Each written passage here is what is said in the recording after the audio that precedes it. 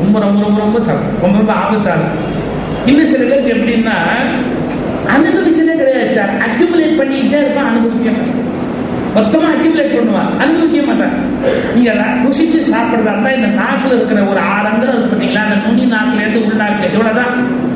ஒருத்தர் என்ன சொன்னாரு, நான் சாமியாரா போலான்னு இருக்கேன், ஆசையை கட்டு சாமியாரா போலான்னு இருக்கேன். எங்க போக போறீங்க? ஹிமாலயாஸ் போக போறேன். இங்க இருந்து ஹிமாலயாஸ் எவ்வளவு தூரம்? அவர் எப்படி கணக்கு பார்த்தாரு, என்ன ஒரு 2000 மைலாவது இருக்கும்னு நினைக்கிறேன் அப்படின்னாரு. நீங்க 2000 மைல் கடக்க வேண்டிய அவசியமே இல்லை சுவாமி, 6 அங்குலம் கடந்துட்டீங்கன்னா நீங்க சாமியார். 2000 மைல் போனாதான் சாமியார் சொன்னா கிறுக்குத்தனம். 6 அங்குலத்தை கடந்துட்டீங்கன்னா நீங்க சாமியார். அது என்ன 6 அங்குலம்? நாக்கு நுனியிலேருந்து தொண்டைக்குழி வரையில இருக்கிற 6 அங்குலத்தை கடந்துட்டா போறோம். இது நல்லா இருக்கு, இது நல்லா இல்லை, இது ருச்சியா இருக்கு, இது ருச்சியா இல்லை, இதுதான் எனக்கு பிடிக்குது, இதுதான் எனக்கு பிடிக்கலன்னு இது அடிமைப்படுத்துது பாருங்க. அந்த 6 அங்குலம் கடந்துட்டீங்கன்னா 2000 மைல் கடந்து எவனும் சாமியாரா போக வேண்டிய அவசியமே கிடையாது. ஏன் இந்த 6 அங்குலம் படுக்கிற பாடு அப்பேற்பட்ட பாடு, இதான் நல்லா இருக்கு, இதான் எனக்கு பிடிக்கும், எனக்கு இதுவே தான் வேணும். இப்ப யோசிச்சு பாருங்க, சில பேர் அப்படி இந்த 6 அங்குலத்துல அனுபவிச்சு கொஞ்சமா சாப்பிடலாம், அள்ளி உள்ள போடும். சில பேர் சாப்பிடுற போது பார்த்தா பயமா இருக்கு. இந்த கான்கிரீட் ஜல்லி கலக்கிற ஒரு மிஷின் கலக்கும் பார்த்தீங்களா, அந்த வேகத்துல கலக்குவோம்.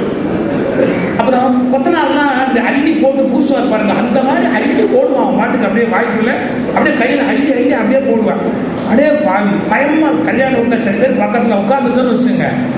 இன்னும் சில பேர் இந்த பாயசத்தை உறிஞ்சிற போது பார்த்தா ஒரு 2 HP மோட்டர் பம்ப் ஆன் பண்ணி விட்ட மாதிரி ஒரே அடியா உறிஞ்சிருவான்.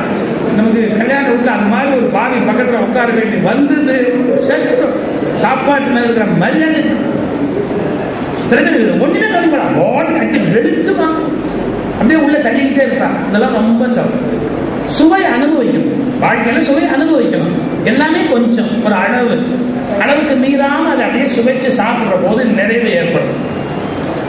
இப்ப பாருங்க என்ன கத்துக் கொடுக்குறாங்க அப்படின்னு கேட்டா, உங்க உடம்புல இன்சுலின் சுரக்கிற அளவுக்கு உரிய உணவை எடுத்துக்கிட்டே வந்தா சரியா ஓரளவு சக்கரை நோயினுடைய கொடுமையிலிருந்து முதல்ல தப்பிக்க முடியும் அப்படிங்கிறாங்க. ஒரு சின்ன பழக்கம், உணவு பழக்கம். நம்ம முன்னோர்கள் பல விஷயத்துல அறிவாளிங்க. ஆனா நான் இப்படி சொல்லுவேன், அது பல பேருக்கு பிடிக்காதுங்க. சில விஷயத்துல நம்ம முன்னோர்கள் முட்டாளுங்க, ரெண்டையும் ஒத்துக்கணும். இந்த ரொம்ப பழசையே தாங்கி பிடிக்கிறவங்க பல பேர் நம்ம முன்னோர்கள் எல்லாத்தையுமே அறிவாளிப்பாங்க, அது தப்புங்க. நம்ம முன்னோர்கள் பல விஷயத்துல அறிவாளிங்க. சில பேர் ரொம்ப புதுமைன்னு போய் பழையவங்க திட்டுவாங்க, நான் அந்த கேட்டகரியும் கிடையாது. நல்ல தெளிவா எந்தெந்த விஷயமா இருந்தாலும் எடுத்து ஆராய்ச்சி பண்ணணும். நம்ம முன்னோர்கள் பல விஷயத்துல புத்திசாலி, சில விஷயத்துல முட்டாள்.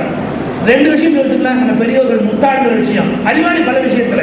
முட்டாள்கிற விஷயம் என்னன்னா ஒரே வேலையா சாப்பிடு, அடிக்கடி சாப்பிடாத அப்படிம்பாங்க, அது தப்புங்க. சயின்டிபிக்கா அது தப்பு. ஒரு 2-2.5 மணி நேரத்துக்கு ஒரு தடவை கொஞ்சம் கொஞ்சமா எடுத்துக்கிற பாருங்க உணவு சாப்பிடுறது மிகச்சிறந்த பழக்கம். ஒரு சாலிட் ஃபுட்டு, ஒரு லிக்விடு, திரும்ப ஒரு சாலிட் ஃபுட்டு, அது நடுவில் 2-2.5 மணி நேரம் கேப் இருக்கிற மாதிரி பாத்துக்கிற பாருங்க, அது புத்திசாலித்தனமான உணவு முறை. நம்ம சொல்றாங்க ஒரே வேலை தான் சாப்பிடணும் அப்படின்னு. இந்த ஒரே வேலை அத்தனையும் ஒரே மூட்டையா உள்ள கட்டுறான் பாருங்க, அது எவ்வளவு பெரிய தப்பு தெரியுங்களா? இவ்வளவு லெவல் ஃபுட்டு உள்ள போய் இது அவ்வளவு அப்படியே சுகரா கன்வெர்ட் ஆகி பிளட் உள்ள போச்சுன்னா பிளட் எப்படி தாங்கும்? அந்த சிஸ்டம் தப்பு. நம்ம பெரியவங்க சொன்னாங்கிறதுக்காக ஒரு வேளை சாப்பிடுகிறவனே யோகிங்கிறதெல்லாம் தயவு செய்து நம்பாதீங்க.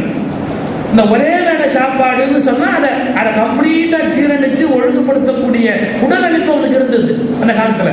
இப்ப யாருக்கு இருக்கு அந்த மாதிரி உடல் அமைப்பு? யாருக்கு இருக்கு? உடல் உழைப்பே இல்லை, அந்த உடல் அமைப்பும் இல்லை. அப்ப எச்சரிக்கையா இருக்கணுமா இல்லையா? பழச எந்த எல்லையில நிறுத்தணும், எந்த எல்லை மதிக்கணும் அப்படின்னு தெரியும்.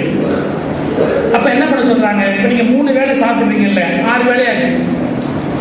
ஆனா அந்த அளவு 2 இட்லி, 4 இட்லி சாப்பிடுங்க, 2 இட்லி முதல்ல சாப்பிடுங்க, அப்புறம் கேப் போட்டு கரெக்டான நேரத்துக்கு அப்புறம் 2 இட்லி சாப்பிடுங்க, ஒன்றும் பெரிய பிரச்சனை இல்லை. பிரிச்சு இது ஒரு சின்ன டெக்னிக், ஆரம்ப காலத்துக்கான முதல் டெக்னிக். எல்லாருக்குமே இதை பொருந்தும்னு சொல்ல முடியாது. இது எளிய முறையில் தன்னை எந்த வகையிலையும் சர்க்கரை நோயினுடைய பாதிப்பு தாக்காதபடி கொண்டு போறதுக்கான முதல் வழிமுறை உணவுகளை வகுத்து கொண்டு சாப்பிடுறது. ஒரு சாலிட் ஃபுட் சாப்பிட்டோம்னா அப்புறம் ஒரு 2-2.5 மணி நேரம் கழிச்சு ஒரு லிக்விட் எடுத்துக்கிறது, சூப் ஐட்டம் மற்ற அந்த மாதிரி ஒரு லிக்விட் ஐட்டம் எடுத்துக்கிறது. திரும்ப அப்புறம் மறுபடியும் ஒரு சாலிட் ஃபுட்டுக்கு போறது, பிரிச்சு சாப்பிடுறது. இது ஒரு நல்ல பழக்கம். பெரியவங்க குறை சொல்லுங்கிறதுக்காக சொல்ல, நம்ம பெரியவங்க அதே மாதிரி அப்ப இன்னொன்னு சொன்னாங்க, நான் சக்தியில பேசும்போதே சொன்னேன். பால்ய விவாதம்னு ஒண்ணு பண்ணாங்க பாருங்க, அது மடக்கத்துல பெரிய மடக்கம். ரொம்ப சின்ன வயசுல கல்யாணம் பண்ணி வச்சு 16 வயசுலயே புள்ள பெற்று அந்த வாழ்க்கை முதல் தவறு. ரொம்ப ரொம்ப தவறு. ஏன்னு கேட்டா காமம் உடம்புல புறப்படுற போது நம்ம பெரியவங்க சமாளிக்க முடியல. பையனை கல்யாணம் பண்ணி வச்சாங்க பாருங்க, விட்டாலே போயிட்டாங்க. ஒரே சிந்தனை வாழ்க்கை முழுக்க அதேதான். அப்படியே கொண்டாடி கடந்தா உள்ளே பெற்றான் அவன் 10, 12 இந்த உலகத்துல ஒரே அடியா. நான் சொல்றது அது ஜனம் அல்ல, ஜன குப்பை. ஜனம் அல்ல, ஜன குப்பை. ஒரே அடியா உள்ள பெற்று இந்தியாவை குப்பை தட்டி ஆகிட்டாங்க. இப்ப நீங்க யோசிச்சு பாருங்க, ஒரு 25 வயது வரையில இவங்க வளரணும், வாழ்க்கைனா என்னன்னு தெரியணும், அதுக்கப்புறம் குழந்தைகளை உண்டு பண்ணணும். அப்ப வாழ்க்கையுடைய நுட்பம் தெரியும். அமெரிக்கால இன்னும் அதை விட மோசமா போயிட்டா.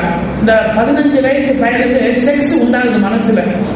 நம்ம இந்திய வாழ்க்கை முறை அதை தடுக்கிறோம், பார்க்காத, அதை பண்ணாத, இதை பண்ணாது. அவன் பயங்கர கோவப்படுறான், அப்பா அம்மா மேல கடுக்கடு எரிஞ்சு விடலாம். ஏன் தெரியுங்களா? நீங்க செக்ஸை தடுக்கிறீங்க. அந்த பையனுக்கு 15 வயசு பையனுக்கு நம்ம முன்னோர்கள் பாலிய விவாகம் பண்ணி வச்சாங்க, அவன் வேணா போயிட்டான். தடுக்கிறீங்க, அவன் கோவப்பட்ட பெற்றவங்களை எதுக்குறான். அமெரிக்கால 15 வயசுல ஃப்ரீ செக்ஸ் போன எங்க வேணா போய் எப்படி வேணா போய் எடுத்துட்டு போனாங்க. ஒரு உண்மை சொல்லட்டுமா? காமம் தடுக்கப்படுகிற போது கோபமாகிவிடும், காமம் அனுபவிக்கிற போது விரக்தி ஆகிவிடும். காமத்தை அனுபவிச்சாச்சுன்னா ஒரு வெறுமை கட்டிடும், வெறுமை, இழப்பு.